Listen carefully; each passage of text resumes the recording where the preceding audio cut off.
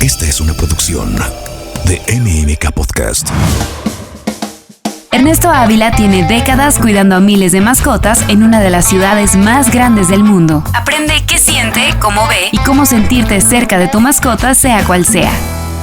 Prepárate para entrarle con todo a la vida oculta de tu mascota en Mascotas SOS.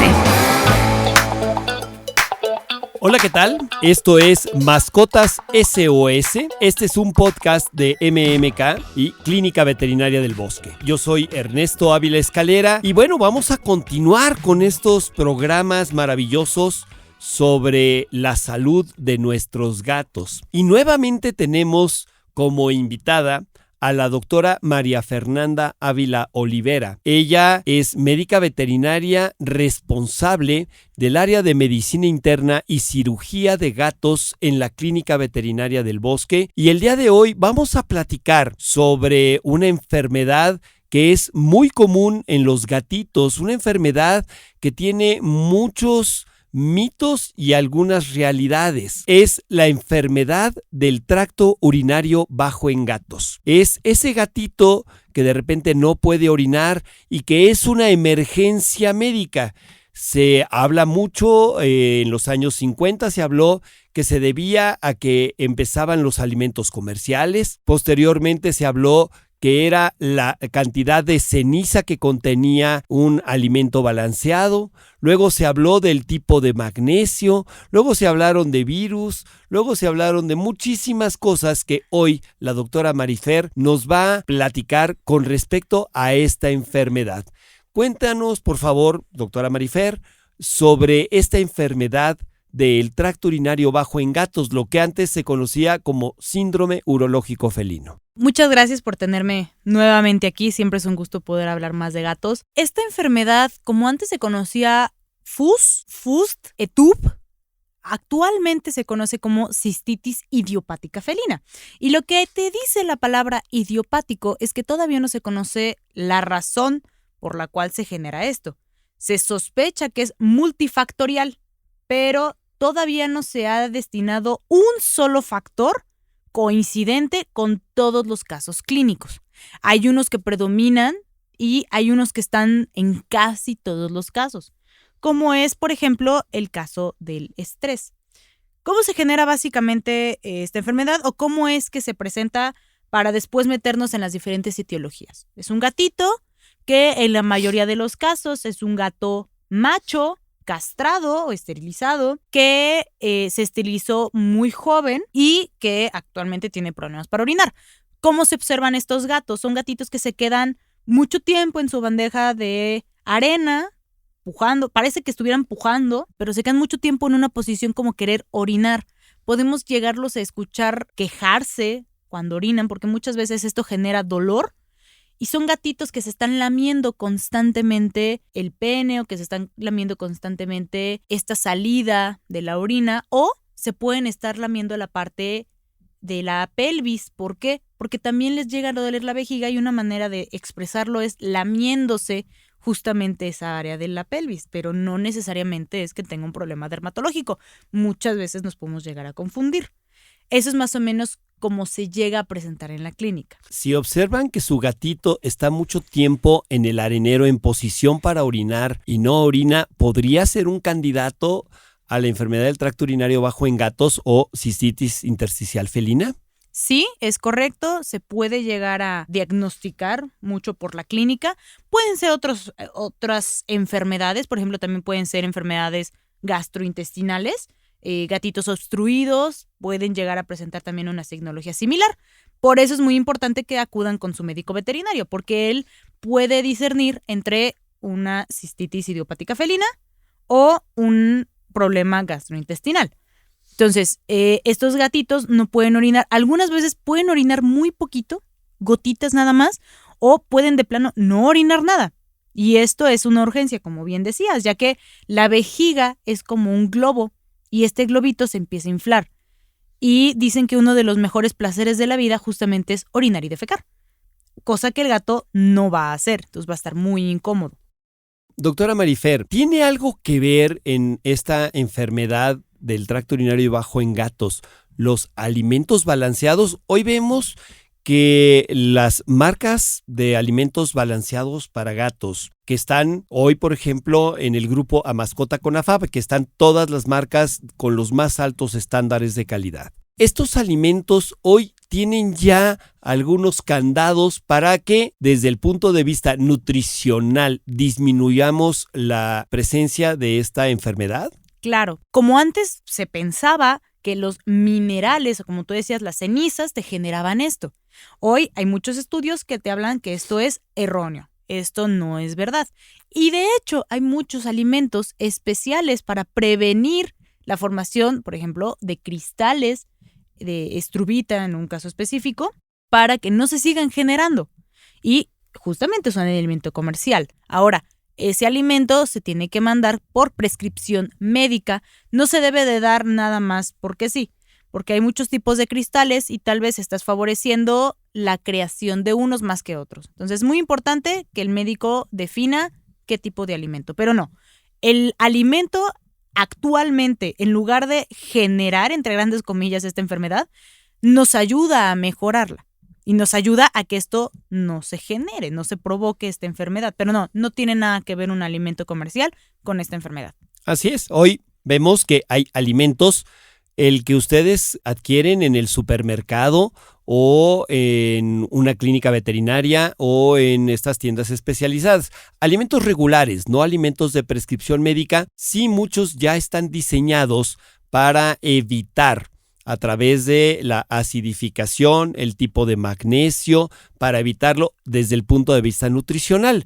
Y como bien comentas, también existe una gama enorme de muchas marcas en alimentos de prescripción médica cuando ya se tiene la enfermedad. Ahora bien, esto evita, doctora, que ya no tengamos la enfermedad del tracto urinario bajo en gatos, que ya no se presente o existen factores virales, bacterianos y algo bien importante. Nos gustaría que nos platicaras si el estrés tiene algo que ver con la presentación de esta enfermedad. Sí, el estrés tiene mucho que ver con esta enfermedad, así como muchas otras enfermedades. El estrés en el gato genera muchas cosas. En este caso es muy sugerente que el estrés puede empeorar estos cuadros o lo puede empezar a inducir. Otra cosa que se sospecha es la presencia de virus, especialmente unos que son el herpes virus y el virus de la leucemia también te llega a generar esta enfermedad, aunque no todos los gatos que tengan cistitis idiopática felina tienen el virus. Otra cosa que también lo llega a generar es la deficiencia de algo que se llama la capa de glicosaminoglicanos. ¿Qué es esto? Es una capa que está en la vejiga, que es la que tiene contacto estrechamente con la orina. Esto lo que hace es evitar que esta orina se adhiera a la mucosa y se lleguen a generar estos cúmulos de cristales y que estos cristales se generen en sedimento y que lleguen a lastimar la vejiga y generen un sangrado. Está muy relacionado que el estrés, aparte de expresar los virus que te pueden llegar a generar esta enfermedad, deshacen o debilitan esta capa de glucosaminoglicanos y puede llegar a empeorar el cuadro. Hay muchos medicamentos que te pueden ayudar a solventar este problema, pero si no eliminas la fuente de estrés, no vas a solucionar la enfermedad. Muy bien, doctora Marifer, ¿algo en especial que requiere este gatito para estar diluyendo esta orina? ¿Recomiendas que proporcionemos un poquito más de agua? ¿Cómo le hacemos? Sí, el agua es muy importante. El gato no toma tanta agua porque vienen del desierto, es un instinto que él tiene. Entonces, si yo logro hacer que tome más agua, puedo llegar a diluir ciertos cristales que te pueden llegar a generar que esta enfermedad empeore. Por ejemplo, el caso de oxalato de calcio, que es otro cristal muy común en el gato. Una manera rápida y fácil de eliminarlo o de reducirlo es justamente aumentando el consumo de agua. Otra cosa que se puede hacer es dar alimentos húmedos o dar latas o sobres con alto porcentaje de humedad para que el gato adquiera de ahí su hidratación. Doctora Marifer, sabemos que esta enfermedad también puede ser de origen bacteriano. ¿Qué opinas tú? ¿Puede ser también la intervención de alguna bacteria y qué características tiene? Porque muchas veces los médicos veterinarios utilizamos antibióticos cuando vemos esta enfermedad. ¿Esto es correcto o incorrecto? Es un poco de ambas. ¿Por qué? Es muy raro que el gato tenga alguna cistitis bacteriana de primera instancia. O sea, que lo primero que tenga el gato sea una cistitis bacteriana es muy raro, a diferencia del perro.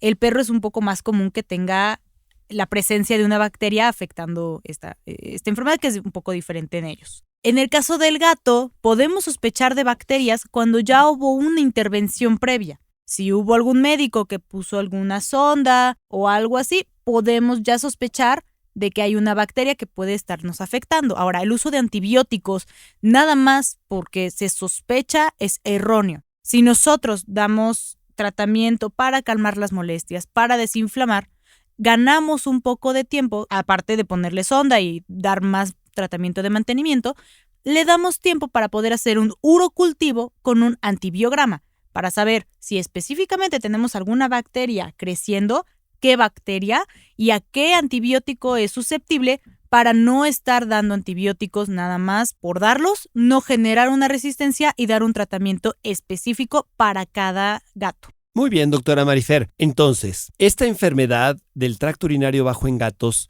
es considerada una emergencia, una urgencia médica, y si observan estos signos que mencionaste al principio, es muy importante que acudan a un hospital que tenga la capacidad para sondear este gatito, entrar con una aguja a esa vejiga para sacar la orina y poder liberar lo más pronto posible estas vías urinarias bajas para que el gatito pueda orinar. Entonces, ¿alguna recomendación en innovación que haya para los tratamientos, sin mencionar marcas? ¿Cómo se debe de tratar un gatito para que sepan nuestros amigos tutores de gatos qué debe de tener este médico veterinario para poder atender al gatito? Ok, primero que nada, como lo he dicho en muchos otros episodios, que sea un médico que le gusten los gatos, que le guste manejar gatos, porque empezando por ahí, si estamos hablando de estrés, le vamos a generar más estrés si es un clínico que no le gustan o no sabe manejar gatos. Entonces,